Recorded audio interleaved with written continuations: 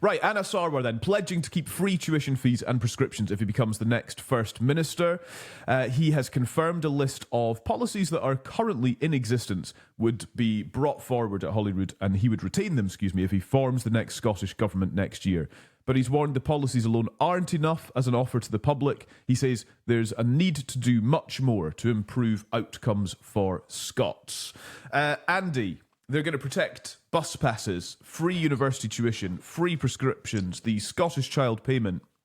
All quite nice things, I think it's fair to say. Good to have. Well, some of them, yeah.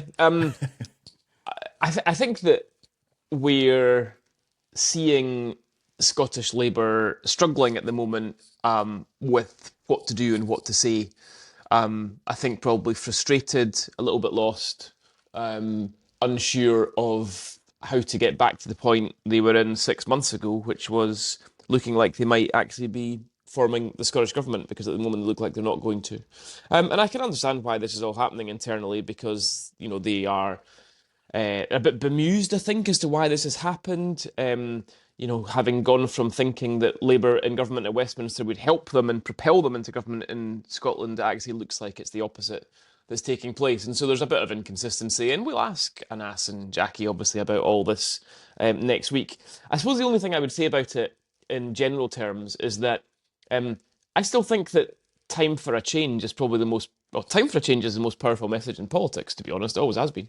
And I think when you've had a government in power for 20 years, and when the First Minister of that government has been one of the key leaders for that 20-year spell, you have to deploy the time for a change message. You have to. And Labour are deploying it. They're talking about a new direction and all that stuff. But the difficulty is, if you're saying, look at all these things we're going to keep, vote Labour for a new direction, there's a massive contradiction at the heart of that. And yeah, some of the things you've listed are fine. Some of them are popular. Some of them are actually unsustainable and probably shouldn't take place in a more mature political environment. But the point is, you can't say everything's going to be exactly the same, vote for us, and at the same time have your slogan being a new direction for Scotland. It's just not consistent. I'm looking at the tweet now from Scottish Labour. So the caption on it, Scottish Labour will protect the successes of devolution as we chart a new direction for our country. Then they list those 4 things. And then at the bottom is a new direction for Scotland. it's something of a hard sell, isn't it, Geoff? Yeah, can I go back on Andy's something he said there? I mean, obviously Andy's dwelling on his huge experience of winning elections when he says that... That's come early this week. We're 4 minutes in. A time for change. I actually just want to, just for listeners' benefit, actually, in the run-up to 2007, for those of a certain vintage, you might remember that the SNP's campaign slogan was, "It's time." Now, we played around with change, but we did a lot of focus groups, and people were a bit concerned about putting the SNP in power because they didn't really know. They were an unknown quantity as a party of government at that point, obviously, because they'd never won an election before. And so we removed change and just said it's time for the SNP. And sometimes change can have negative connotations. And the problem for Anna Sarwar just now is that the change that they were offering a year ago, ahead of the general election, has turned out to be, in the views of some voters, not particularly appealing. So I'm not necessarily sure that you should say change alone. You have to say exactly what you're going to do. Now, that brings us to the strategy that Anna Sarwar is kind of adopting it here with this pledge to protect what is already there. And I think what he's trying to do, and I'm trying to be fair to him here, he's trying to distinguish himself between his counterparts at Westminster. So we think about the winter fuel allowance cut, we think about the child payment gap, we think about NIC rises, the national insurance contribution rises. And he's had to defend that. And what he's trying to do is put in the views of voters, actually, I'm not responsible for those things, but I will be responsible for these things.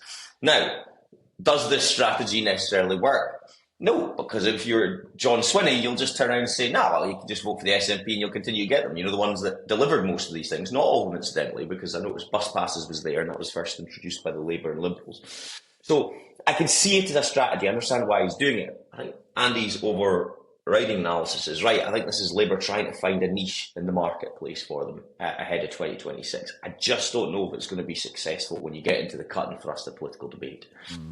Paul Hutchin, political editor at the Daily Record, reckons that bus passes, this is his tweet, they were first introduced by Labour and the Lib Dems, as you say, Geoff, that on tuition fees, that Labour and the Lib Dems scrapped tuition fees, but the SNP abolished a charge that paid for grants for students from low-income backgrounds. It was called the endowment fee, if memory serves. So actually what Paul says is absolutely right. Nice. And then he says 3 and 4, so that's free prescriptions and the Scottish Child Payment are both SNP policies.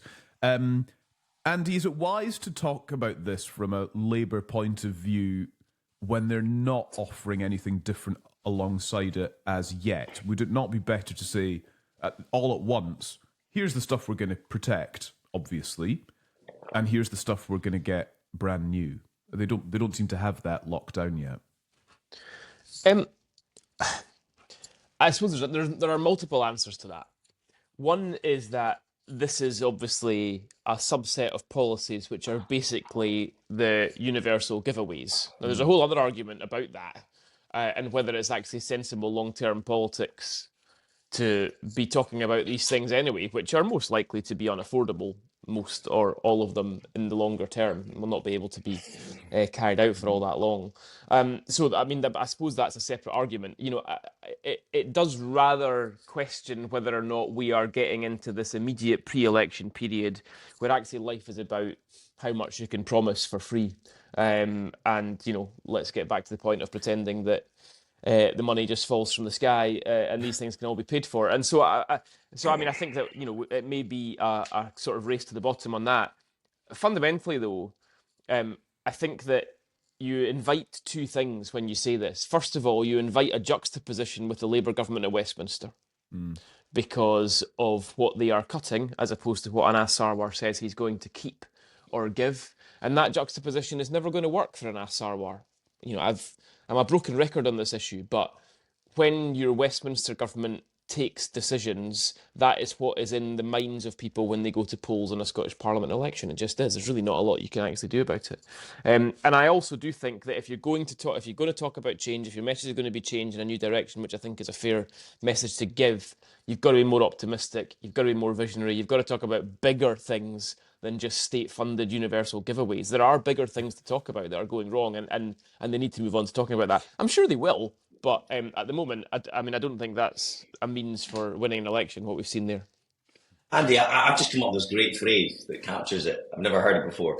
It's something like if your Westminster party sneezes, the Scottish party catches a cold, something like that. I think I'm going to use that in my output. I'll tell you what, you've been listening. I can't believe you didn't say it there. If I hear that second phrase one more time. Despite the fact that in our former lives, Geoff, we would be telling our politicians to hammer home the message as many times as possible, the exact same one. I get a bit bored by the same messaging, to be honest, so I like to mix things up. But I'm glad that you're listening and reading, I must say. Well done. Trust me, I'm not reading. I have to listen. Hello to all the MSPs and special advisors who are listening today. You can have that one. Hello. I do just want to ask, just finally on this, before we get to questions from our listeners. Geoff, does this do anything to achieve distance from the UK Labour government? Go with me on this. I'm thinking specifically of the winter fuel payment, which the UK Labour government withdrew, and here's Scottish Labour saying, here's a bunch of free giveaways from the state that we're going to keep. Yeah, well, that's as I said in my earlier answer, that's what this is an attempt to try and do. Distance yourself from what's gone down south from your colleagues there and say, but we'll do this. So this is what I'm in charge of as Anas Sarwar, and will be in charge of if I'm First Minister.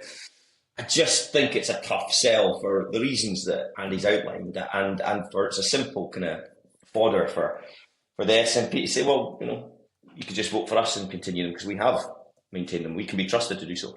I think the key thing for Anas Sarwar is if he's going to do this bit as part of the platform that will protect that, it's then what else are you going to do to achieve this new direction that you want to achieve for the country? So that's the most interesting bit, and that's what he's going to need to be pretty bold on, I would suspect, and only time will tell in terms of what that policy platform is.